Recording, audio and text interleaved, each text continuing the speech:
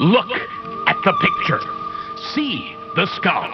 Visible Frankenstein controls. The Brain Thoughts broadcasting radio. The Frankenstein earphone radio. The latest new skull reforming to contain all Frankenstein controls. So before we get started, I'm going to address the elephant in the room. Oh. Or rather, the massive old-timey radio that's in the room. I'm sure you're curious about it. I went to a thrift store over the weekend, and for 25 cents, bought this massive radio. It does take up quite a bit of room. Yeah, but it's nice. Do you think I could pawn it for opioids? You might not want to, because according to the clerk at the store, it's cursed, and will bring misfortune to anybody that owns it or looks upon it. Well, I'm not going to own it for long. I'm going to give it to some guy who's going to give me money that I'm going to use to buy drugs. Well, I don't care what happens to him after that. Well, the curse is permanent. Oh. But anyway, I got it. Why did you buy it? Because why not? It's got a free curse. I can't pass up a free curse. Yeah, but anyways, it's been playing strange messages, and has compelled me to play one of these strange messages on the show for all of our listeners to also be cursed by. Oh, pass on the curse. Oh, fuck yeah. So let me Take just some off our heads. Dude, yeah, curse it up. let me just tune it to the right thing. Ooh, feels good. Here we go. Oh, shucks, Dad. I left my brand new leather football glove outside all night, and now it's moist with morning dew. How am I going to bat the old pigskin around with a damp glove? Oh, ignorant son of mine. This is why we always have a tin of Dr. Guinea's Ultra Desiccating Powder. The only desiccating powder guaranteed to eradicate all moisture, no matter the material. So it'll work on my leather glove? Of course, son. Dr. Guinea's desiccating powder works wonders on skin and flesh of all types, no matter how living or corpse-like it might be. Why, just last night your mother used it to mummify herself, right before she buried herself in the basement. Wait, what did Mom do? Dr. Guinea's Ultra Desiccating Powder. Ask for it by name. Oh man, I gotta after the show. I'm going to get me some desiccating powder. That sounds good. Yeah, I looked it up, and it doesn't seem to exist. At all? There's not even a wiki page for it? No, I've looked everywhere for Dr. Guinea's desiccating powder, and it's just not a product. So I'm not really sure what's going on with this cursed radio. Maybe it's part of the curse. Oh! Oh! I think I heard a rumor that that's how Jimmy Hoffa actually died. He was like, oh no. I'm wanted by the mafia and the unions for fucking him over. Oh, I just gotta use some of this powder. Is this hand cream? My hands are kind of dry. Just crumbled to ash and dust in his own backseat of his car.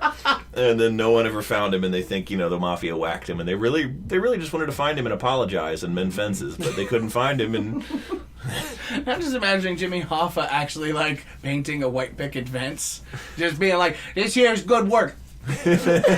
why? Because he's mending fences. Oh, I thought that was apropos of nothing. No, it was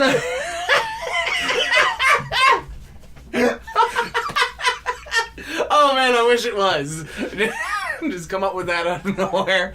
But no, honestly, I don't feel much different after being cursed. Is that normal? I don't know. I don't know what kind of curse this is. Oh my God, B-Right, what's with your eyes? They're always like They're red. They're No, I mean always really red, like glowing red. Yeah, and the whites of your eyes are now black. Well, I am really hungry all of a sudden. Oh no, he's turned into Android 21. Oh my God, that's... I forgot about DBZ Fighters Vore history. Yep. Fucking Vore lore. Yeah, they got going I on. don't remember that at all. Well, because it's new. A new Dragon Ball Z fighter game came out. And the, spoiler alert, the main story centers around a new android, made by Dr. Gero, who's smarter than him and is stronger than everybody and has, everybody's cells. Because DBZ, of course. Yeah, it's, well, anyway, she's got Majin Buu cells in her, so she has an insatiable hunger, and she can also turn people into food. So all of the story points. Who's saving all these people's cells to make these abominations? And someone... I just imagine Dr. Giroux like tiptoeing around all these battlefields, just like, oh, here's a good scraping. just clips some of Goku's hair from behind his head while he's standing there talking to Chi-Chi. Don't mind me! Nobody notices. He's constantly talking and be like, oh, sniffler. He's like, I just imagine like that, like Looney Tunes, like, as he's like tiptoeing up under the window of the like Goku's house or whatever. He's like, now don't tell anyone, but I'm going to get some scrapings off of Goku's neck. And then he just up to the windowsill, and Goku's just like, Goku and Chi-Chi are having like a fucking like domestic situation, and then just like,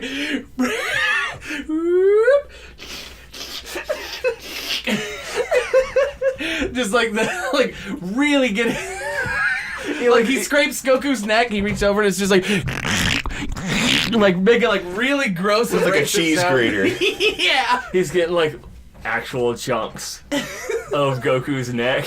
And then like as he's doing it, it like zooms back out to him doing the scraping, and he's like mugging straight to the camera and goes, "Shh.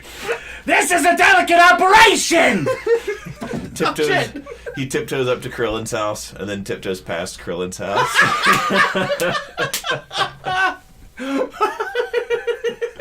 Oh, looks like my creation's too strong. Cut immediately to him scraping something off Yamcha. Hey, that's ought to even it out. You'd think after the number of times cell-made abominations have near brought the ruination of the world, that whatever governing body of humans and inexplicably dogs that Yeah, the president of the world is a dog. that rules the world in DBZ would pass some kind of law about that. About not collecting cells and making abominations. No scraping the Z fighters. Well, that's how they have in the Z universe, the dog president. It was really when the dog presidency started that the world became a sort of unified, agrarian, futuristic, relatively crime-free, save for the occasional weirdly dressed marauder on a, bubbly-looking scooter. Easily defeated by a single punch. Oh, don't make me sing it. Welcome to Freaks on Control! Hey, guess what? We're going to talk more about anime in a sec because this is an excellent segue. But first, I'm your fucking senpai, Taylor Russell. To my left is my One-chan, Ada. I'm Ada, and I'm the annoying cat girl that won't stop making uncomfortable squirming noises. Stop that, please. I don't want to hear that in my house. So, Louis, this isn't my house anymore. Yeah, you don't live here anymore. You have no power here. Hey, also right in front of me, speaking of, who's that man? Who's that? Ooh, that lovely Senin, that sage-like figure. Could it be Birai Sensei? I'm Birai, and I look like Chaozu's head on Frieza's body. Tail and everything. Yep. The fucked up feet, the whole works. And welcome to Frankenstein Control, the fucking weebiest podcast on the internet, because I've got something to talk about. Before we do that, let me finish my fucking thought. I hate you. I was talking about Android 21 and how all the whole I thought plot... you were going to say Andrew Lloyd Webber for some reason. That too, they're the same character practically. Okay, well, this is anime related, so I'm still in the right. Yeah. The entire story seems to revolve around her tracking down all these powerful villains and fighters and trying to eat them to add to her power. So basically, if you want to watch all the cutscenes from the game, you have to go down a vor hole and look at all these Android 21 eats Cell, Android 21 eats Frieza, Android 18 slides easily down. No! Does she unhinge her jaw and swallow them? No, she turns them into candy because she's got the Majin Buu power. I was afraid she had something that weird expanding condom tail that Cell had. Oh, yeah. God, that's right, he did have that. Why did he have that? Why did it do that? Dude, it's little known fact, Cell invented sounding. Oh, no! Let us all take turns gagging. I would use the Dragon Balls to wish I'd never heard that sentence. Oh, no! But it's too bad that Piccolo got sounded to death, now the Dragon Balls are gone. Oh. Now you can't wish either of those facts back. Oh, what a lovely time to be alive. Mm-hmm. In fact, such a lovely time that most of it has already passed, because 2017 is about 2 months away at the time of this recording. Mm-hmm.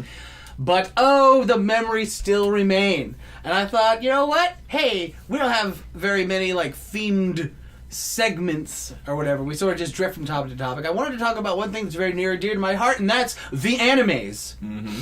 A lot of good shit came out last year, despite all the crippling, horrible things that happened. Sure, the world was going to shit, but anime had never been hotter. Wow. So I wanted to talk about some of the cool shit that came out last year, and talk about with you guys for a sec. Cool. And maybe recommend to the folks at home some shows that they may or may not want to watch. I don't know. It's your choice. It's your life. Live it. Go out there and be a winner. Or stay inside and just watch anime. Or that. There's a couple of them that I know you're going to recommend that the two of you have seen that I have not. So I'm going to hijack the segment for a little bit to talk about one that I know is on your list that I actually did see and enjoyed very much. Do it. That is the Netflix Castlevania series. Yeah. That was rad as shit. Very well animated, extremely well done fight scenes. Just a delight.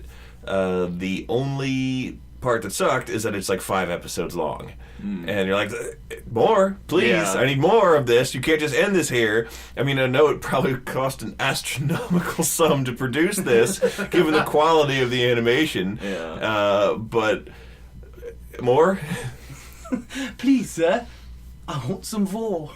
I No. need more. Well, I mean, there's plenty of war in that, too, because there's demons and vampires, and they eat people. I mean, that'll happen. They eat babies, and it shows it. Jesus. And I texted possible listener of the show, longtime mythical figure FBM, his favorite anime of all time was anything Helsing related. He's a huge fan of Helsing, and I was like, "Sir, you need to be watching this here, Castlevania. There's vampires and violence, and some demons eat some Catholic babies." And he was just like, "Ooh." Oh, yeah. I might need to check this out. Ooh. Now, that has piqued my interest. That does sound interesting. Eating babies, you say? Yes. I'm there. I'm in your living room right now. Let's watch. Yeah, Eating a baby. So, Dr. Acula gets real pissed off at some humans. I think it's Wallachia, which is the actual barony of, I think it was Poland, or Romania, where the real Dracula happened. Mm-hmm. Ah, yes, when Dracula happened. Back when Dracula was currently happening. We join you now on the scene with Dracula. This is Dr. Acula coming at you live. Anyhow, he gets real pissed at the humans, and he summons all the powers of hell. And all the powers of hell show up, and things aren't very good. Oh. And they kill a bunch of people, and the Belmont man has to fight them. And it's fun to watch him do so. So you heard it here, folks. You heard it here first, folks. B-Ride coming at you with the Castlevanias. You go and watch it, or we'll summon all the powers of hell. Mm-hmm. Speaking of all the powers of hell, this actually came out at the very beginning of 2018, so it's kind of... We'll include it in the discussion. Well, it's close fine. enough. It happened in the window between when it ended and when we're doing this. It was Go for it. animated in 2017. Let's say that. There you go. That's one way to look at it. Devilman Crybaby on Netflix is 10 episodes long, and it's really good. It's incredibly violent, incredibly sexual, and incredibly interesting. There's a lot of heartwarming elements to it, a lot of heartbreaking aspects to it. Now, you had me at violence, but you lost me at sexual and feelings. Well, in the first episode, an EDM orgy rave gets interrupted by a whole bunch of people turning into demons and eating each other. Ah. So, yes, there is a lot of violence and sex, but the two things are separate from each other, I'd say. The violence interrupts the sex. Yes, the violence interrupts the sex, and not in a rapey way. It's just I'm a bloodthirsty demon, and I'm going to eat you now. I don't care. It's just happened to be nude.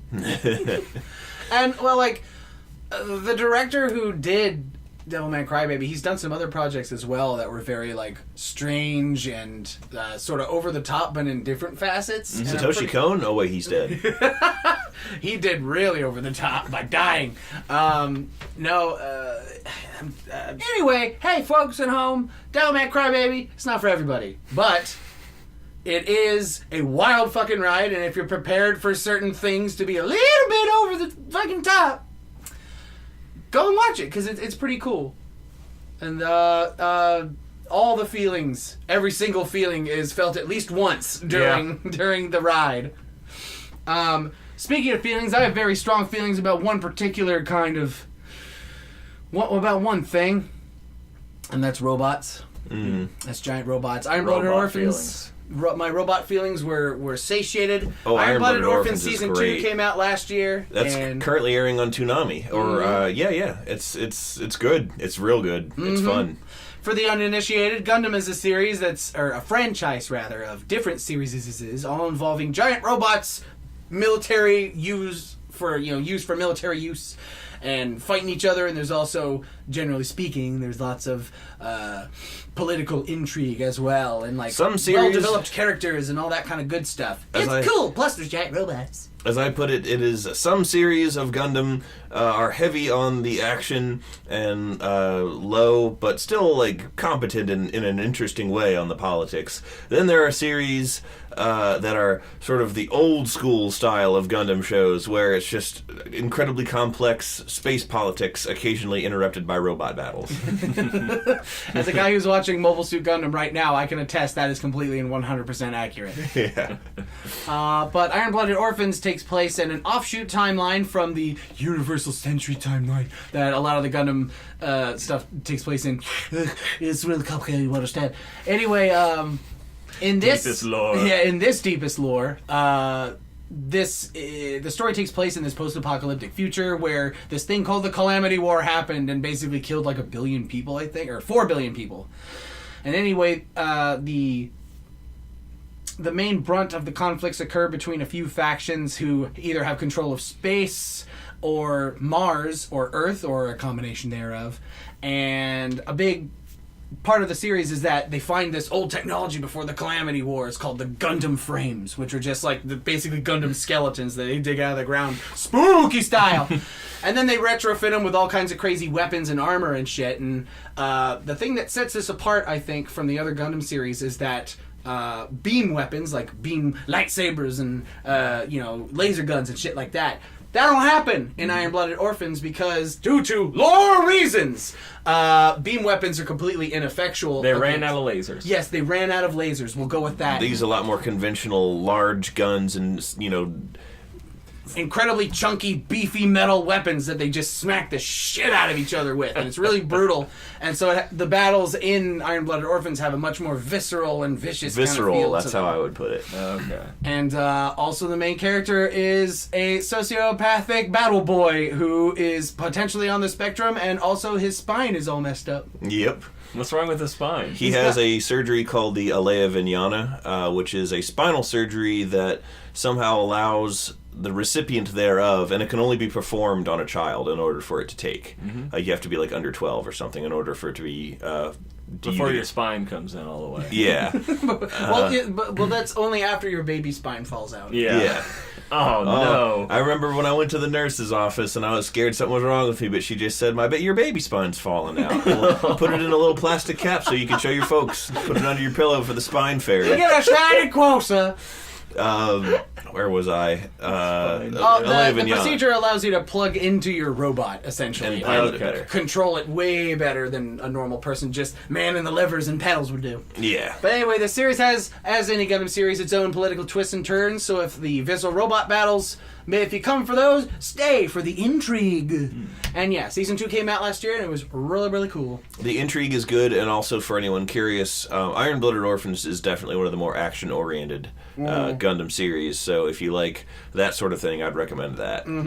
It's a good starting point to get you used to the concept of Gundams if you've never watched a Gundam anime before. You don't need to go into it knowing anything other than that this is a very they have giant robots that they pilot as weapons, and this is a normal thing in warfare, conventional warfare at the time. It's like dudes that fly, that pilot tanks that get up and smack each other. Yeah, and it's like, I guess a thing to know going into it is that not every... The giant mobile... sort of like the, what are they called? Jaegers, if you've seen Pacific Rim. Yeah. The giant robots are referred to as mobile suits. And not all mobile suits are Gundams. Gundams are like an older and better type of... that were like the best, highest quality mobile suits ever produced. So they are more dangerous and in the hands of a skilled pilot would vastly outperform a ordinary rank-and-file soldier-issued mobile suit. Yeah. That kind of happens also in the original Mobile Suit Gundam, where there's only one Gundam in the majority of the series, and like they place an incredible amount of importance as to how like top of the line the Gundam is compared to all the other mobile suits. It's pretty interesting, actually. They treat it like we would treat, you know, a $50 billion plane. It's nothing to fuck with and very valuable. But anyway, don't touch it! Don't touch it! Speaking of robots, there was another thing I wanted to talk about. There is this... it's called Inuyashiki. It's about cyborgs. Mm-hmm. I thought it was about Inuyasha. No, it's not about Inuyasha. Are the cyborgs dogs? The cyborgs are not dogs. One of the cyborgs, there's two main characters. They're both cyborgs. One of them is a young man who is deranged, sociopathic killer. Ooh. Who's awful and uses his cybernetic powers to just brutally fuck people up. It's awful. And then the other cyborg, the hero of our story, is an old man. But he gets cybernetic powers and... With the power of oldness. Mm-hmm. But, like, he has, like, the same cybernetics as the other guy, so they're kind of on par with each other, but it's really funny and really interesting because just all of the stuff is really well animated, and the art direction is really great, and the old guy is so endearing. How does he track down and fight the bad guy if he has to go to bed at 4:30 at night in the evening? It's okay. He just does Medicaid cover the robot prosthesis? No, procedure? he has a Fox News feed right in his HUD, and he keeps him up. It's good. I was just an ordinary man until I was transformed cybernetically into old man. Not to be confused with old boy. That's a different story. With the power of Metamucil and going to bed at 6 o'clock. But I do get up at 5. But yeah, I don't want to give too much away about the movie, but go and watch it. Inuyashiki. It's good, and it does not involve Inuyasha. Let's see. Another one that was really great that I really enjoyed was in the beginning of 2017. Season 2 of this show called Konosuba came out. And Konosuba is this series about, well, it's in the isekai genre, which is basically shorthand for the genre of story where a group or a single person is taken to a fantastical world that operates off of RPG rules, and they get to do all that kind of shit. So, like... WHOO? No, like Sword Art Online. Oh, yeah. Or, okay, that Overlord. immediately, yeah. Overlord, Sword Art Online, .hack, RE0, yeah. No Game, No Life, which is awesome, but it didn't come out in 2017, so I guess save it for later? No, watch it if you want to. It's really good. Sword Art Online rapidly turns into everybody has guns and shoots each other. It rapidly turned into Sword Shard Online, I'll tell you that much. Anyway, this is one of those, but it's a subversion of it because the main character, instead of being transported into the, oh, I'm a loser in this world, but in this world I'm somebody, and he's the main character and he fucks everybody up and he's super cool and he's got the hacks and all that kind of shit. No, the main character is a loser in real life, and then he dies because he's trying to save this kid Yu Yu Hakusho style from a bus, but the kid was never in any danger and he gets hit by a bus anyway. And through some shenanigans, a deal is made to where if he can rescue this fantasy world from the world's biggest evil, he can go back and have a second shot at his life. So, more shenanigans happen and he gets paired up with this goddess, but she no longer has any powers. She doesn't have any goddess powers. So instead, she's just this incredibly selfish, obnoxious crybaby. Yeah. And everybody acknowledges it. And the main character in this world, in this fantasy world, is also a loser. Because he has the lowest stats out of everybody, and he has, a really defeatist attitude, and... No special gift. And essentially, he on his quest, he meets some other fanciful characters along the way, including a mage who can cast the world's most powerful spell, but then is immediately incapacitated afterwards and becomes a complete dead weight. So she could do one good thing and then carry me. And then my favorite character is this paladin who has all of this paladin's stats are in defense, but none of them are in swordplay. So all this character can do is just take damage, which is great for them because this character has a secret masochistic sex thing. Oh. So every time they get hurt, they're like, "Oh yeah!" And nobody catches on to it except the main character. And so all this time, like, you know, this horrible attack is coming from a bad guy, and then the paladin's like, "No, yes!" as they get hit and they take the attack. And everyone's like, "That paladin's so brave, what a hero." And then cut to the paladin like, "Oh!" And then the main character's like, "You sick fuck."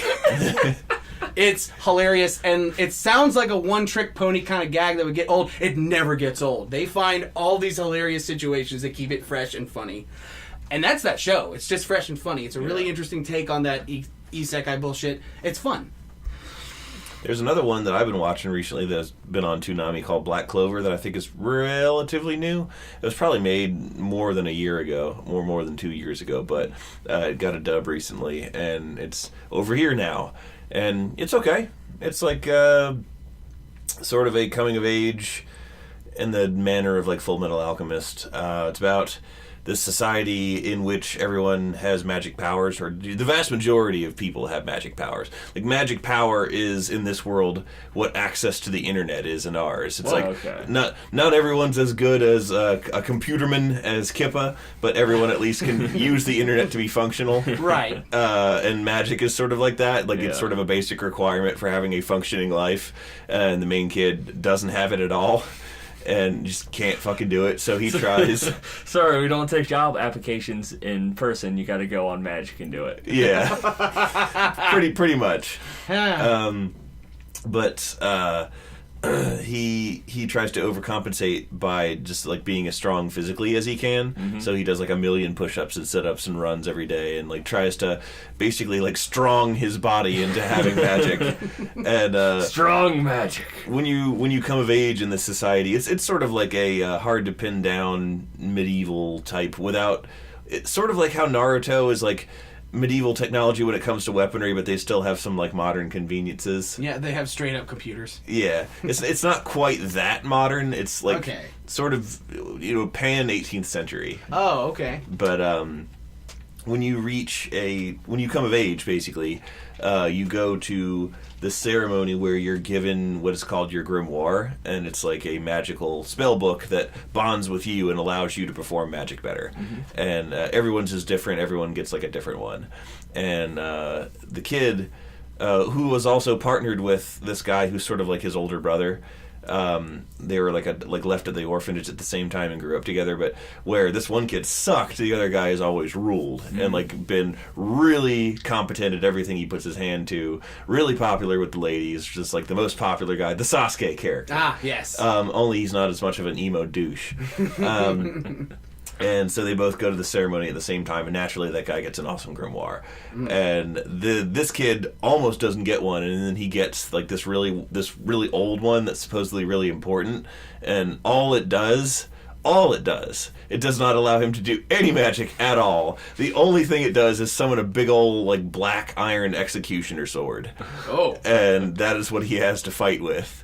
It doesn't teach him any swordsmanship. He just basically hits people with it, which is effective in and of itself. Yeah. So basically, this is just an anime about, this is an anime about the ultimate solution in Harry Potter, which is I cast gun, but instead I cast sword. Yeah, it's that, basically. And then he ends up joining a squad of magical knights, which are... There's like different squads of them that specialize in different abilities, and he joins the shittiest one because that's who picks him after Das Puppengruppen. Das Puppengruppen, yeah. And So I'm liking it from what I'm watching so far, and I do have to say that it's probably going to be the next one that's on all the T-shirts at Hot Topic, and beloved by the annoying people who go to Hot Topic. I want to put a clarifier on that: the annoying people who go to Hot Topic, who are not me, who are therefore the worst people. When I'm in Hot Topic, it's good. When I'm gone, it exists in a state of superimposed awfulness. Yes. That also reminds me, that sort of format of it's a world where everybody's super except you. That's basically the premise for Boku no Hero Academia, My Hero Academia, My Macadamia Nut. It's great. It's popular. We don't need to talk about it. Y'all just watch it if you haven't. It's great. Like, super good. Fucking watch it. Hey, here's one you probably didn't hear about, though. So, this 2017? Yeah. It was still then? Yeah. Okay, good. This show called Land of the Lustrous. It ended in December. Oh, okay. So, yeah, this show called Land of the Lustrous came out, and when you hear it described, you're like, is this Steven Universe? So, a bunch of, like, feminine presenting, sentient humanoid gem people have a bunch of misadventures in a mysterious world with deepest lore, and all kinds of crazy shit happen. You're like, that's Steven Universe, and then you watch it. It's not like Steven Universe at all. Shut up. If you want to watch that, just watch it. It's great, by the way. But no, Land of the Lustrous. Ada, take it away. It deals a lot with loss and grief and trying to better yourself as a person. I actually identify a lot with the main character, and I was having this conversation with a friend. It's very trans, not so much transgender, but just trans. Trans. Transcendental. I've been wondering why you grafted golden arms onto yourself. It just deals a lot with change and bettering yourself, but also losing things at the same time. Cut to, like, picture of a really angry, like, Sean Hannity with, like, just a screenshot next to him of the show. They're turning the frickin' animes gay! Just a freeze frame of him. Looking all angry and pointing to it. Yeah. Oh, man. But yeah, and also, a thing that I really like about that show is that it's one of those CG anime type shows where they do, instead of hand-drawn stuff, they do it in computer graphics, and I hate that shit. Because usually it's jerky and looks awful. I hate it too, but they do it really well. Like, it looks great. In Land of the Lustrous, it looks like, from the ground up, it was like their base decision. No, we need computer graphics because all of our shit's so complicated, we want it to look good. Yeah. Instead of, oh, this is a good cost-cutting measure. Yeah, and everyone looks like they're made of gushers and would taste good. It does! It does look like that! Go ahead, look up a video, folks, right now. You'll agree, they do look like they're made of gushers, and they do look tasty. Just take a chomp out of Phospholite's head. Just vore her. No! Gonna vore all these gems. No, speaking of vore, I wanted to put down an honorable mention. This year, the One Piece manga, if, you know, folks, I know One Piece is long and hard to get through, and I know that there's a lot of folks who probably just dropped off the surface of the earth with that thing. Fuck, I did. For a long time, I quit. I got back on board with this recent arc, the Big Mom arc. Fuck, dog! It is great! Fucking watch that, read that shit. Don't watch it. Don't watch the One Piece anime. Yeah. You'll regret it. Yeah, don't watch it unless you want to deal with Nami having triple D tits and a 3-inch waist. Yes. Because it just gets ridiculous. I can't stand it. Ugh. And then, of course, he'll be like, filler! But no, the manga, on the other hand, is fucking fantastic. It's the best it's been in years. I'm going to go ahead and say I think it's on par with, like, the CP9 Impel Down arc. Impel Down. Wait. Oh, no. Yeah, I got mixed up. Enies CP9. Lobby. Yeah, Enies Lobby. That's what I'm thinking Enies about. Lobby, CP9, that arc where everyone's like, oh, that was the best one. It hasn't been better since then. Yeah. It's good, if not better, than that. This arc has been fantastic. There's been so many twists and turns, and it has you on the edge of your seat the whole time. It's great. Fucking read it. And go watch all those things we suggested, y'all. It's good anime watch-ins, and you'll have a good time, and you'll be super culturally relevant, and all your friends will want to talk about it. Mm-hmm. Join us next time for Weebcast Central. No, we won't have a Weebcast. I want to keep this like a once a year kind of thing. Or maybe that's what the folks at home want. Hey, like, comment, and subscribe.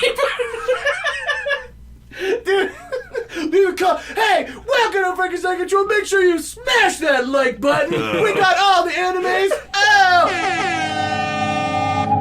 Now even you know I am a menace. I hand you the secrets to save the entire human human race and the entire universe.